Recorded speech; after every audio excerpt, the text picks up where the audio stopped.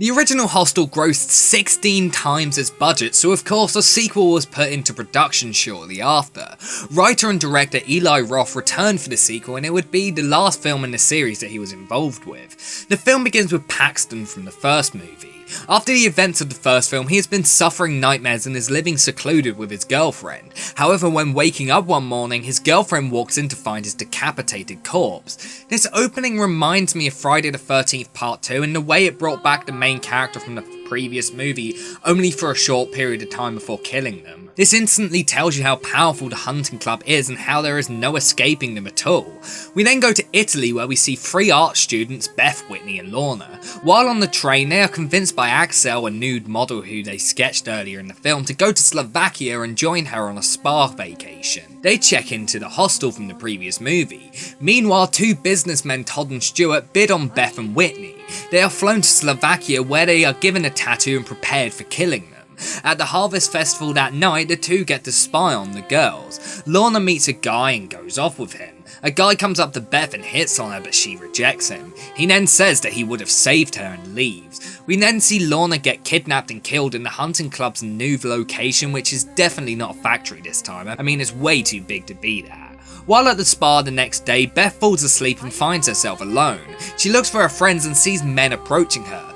Fearing the worst, she escapes out of the spa. While escaping, she is attacked by the group of children from the first film, but Axel and a guy called Sasha save her. They clean her up and tell her that the police are on their way and will help her, but a group of men come in instead and take her away. She's then put into the factory, where she will of course be killed. At the same time, we see Todd and Stuart preparing to kill their victims. The two are lifelong friends, and Stuart was basically peer pressured into doing it and is incredibly reluctant about everything. The rest of the movie is essentially nothing but torture and gore, but luckily that is actually quite a short section of the film. In fact, I'd say out of the hour and a half running time, only about 15-20 minutes is actually torture scenes. The film received incredibly mixed reviews. Either people found the film disgusting and offensive, or people considered it to be pretty good, and many consider it to be better than the first one. Personally, I'm the latter of the two. Pretty much every complaint I had with the first movie is fixed in this one. The characters are nowhere near as annoying as before. Of course, they have barely any personality, but I'd rather that than someone that pisses me off. Also, we see way more of the hunting club. I like the idea of showing the two people who would kill the main characters in the movie later on. They end up seeming much more human than before. Even if they aren't lovable characters and aren't supposed to be, the fact we actually get to see into their heads and kind of understand why they do these horrific things makes the film much more interesting.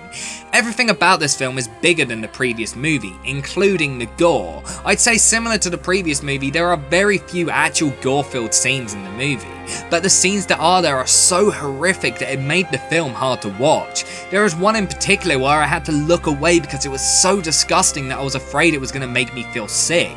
And that was the aim. You can't fault a film for doing what it sets out to do. And if you like these sort of films, this is pretty much the best you can get. The story isn't terrible at all, it's well directed, and there are some incredibly messed up moments. It's incredibly disturbing at times, and I personally can't say I enjoyed watching the torture scenes, but the rest of the movie is fun and there are a few creepy moments in the film, even if there aren't many at all. I personally preferred this film to the first film. This isn't a quality movie, it's still not very good, but as a whole this film made me hate the world a lot less than the previous movie did. I give it a 7.5 out of 10.